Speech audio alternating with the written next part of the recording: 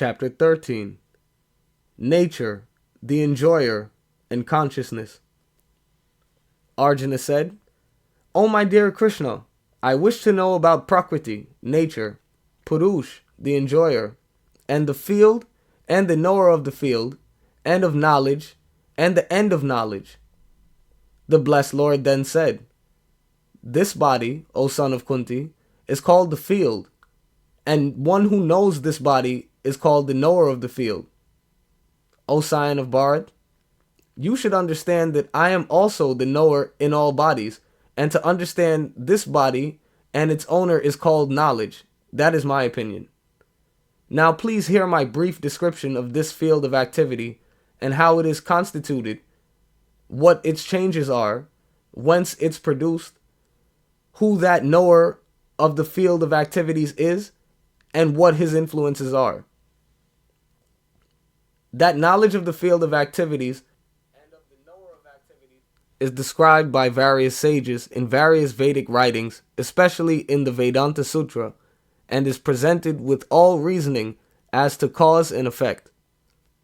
The five great elements, false ego, intelligence, the unmanifested, the 10 senses, the mind, the 5 sense objects, desire, hatred, happiness, distress, the aggregate, the life symptoms, and convictions.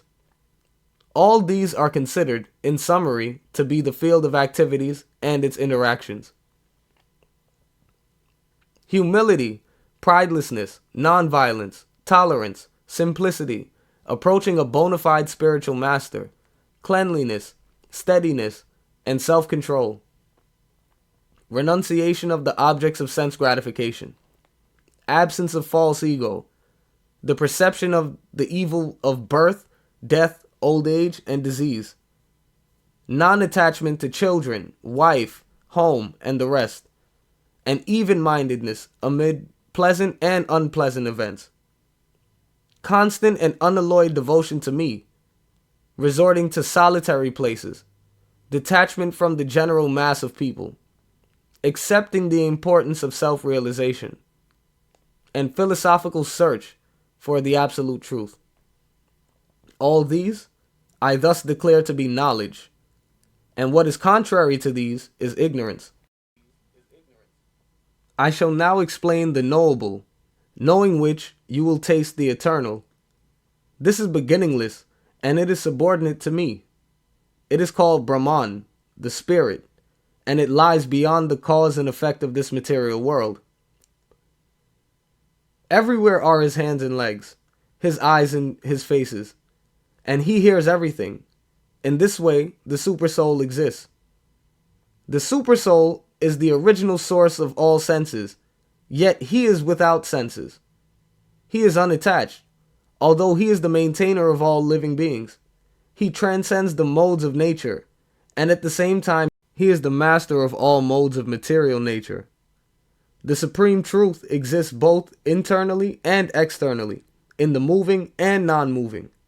He is beyond the power of the material senses to see or to know. Although far, far away, he is also very near to all. Although the supersoul appears to be divided, he is never divided. He is situated as one. Although he is the maintainer of every living entity, it is to be understood that he devours and develops all. He is the source of light in all luminous objects. He is beyond the darkness of matter and is unmanifested. He is knowledge. He is the object of knowledge. And he is the goal of knowledge. He is situated in everyone's heart. Thus the field of activities, the body, knowledge, and the knowable have been summarily described by me. Only my devotees can understand this thoroughly and thus attain to my nature. Material nature and the living entities should be understood to be beginningless. Their transformations and the modes of matter are products of material nature.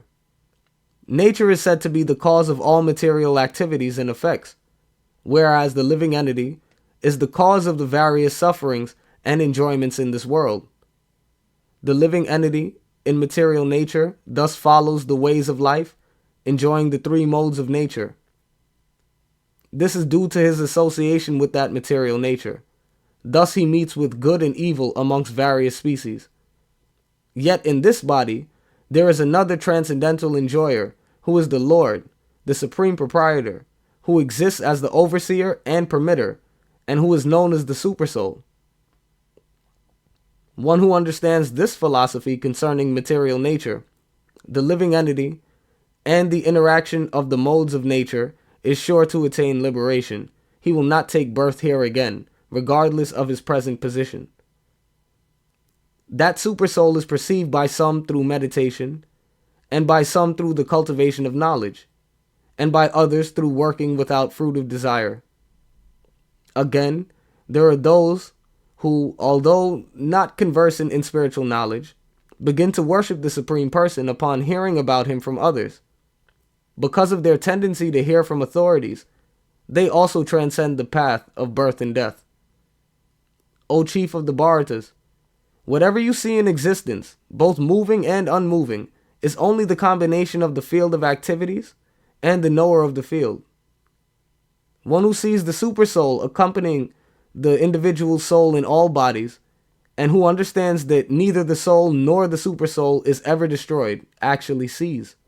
One who sees the Supersoul in every living being, and equal everywhere, does not degrade himself by his mind. Thus, he approaches the transcendental destination.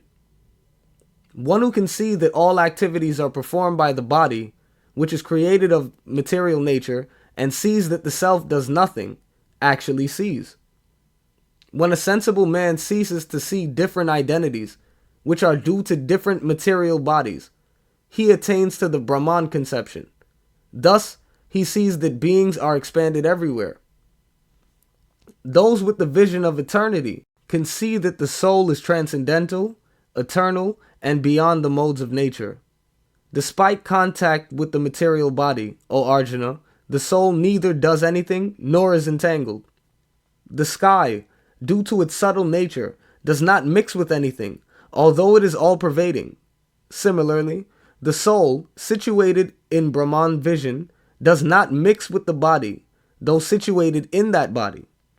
O son of Bharat, as the sun alone illuminates all this universe, so does the living entity, one within the body, illuminate the entire body by consciousness.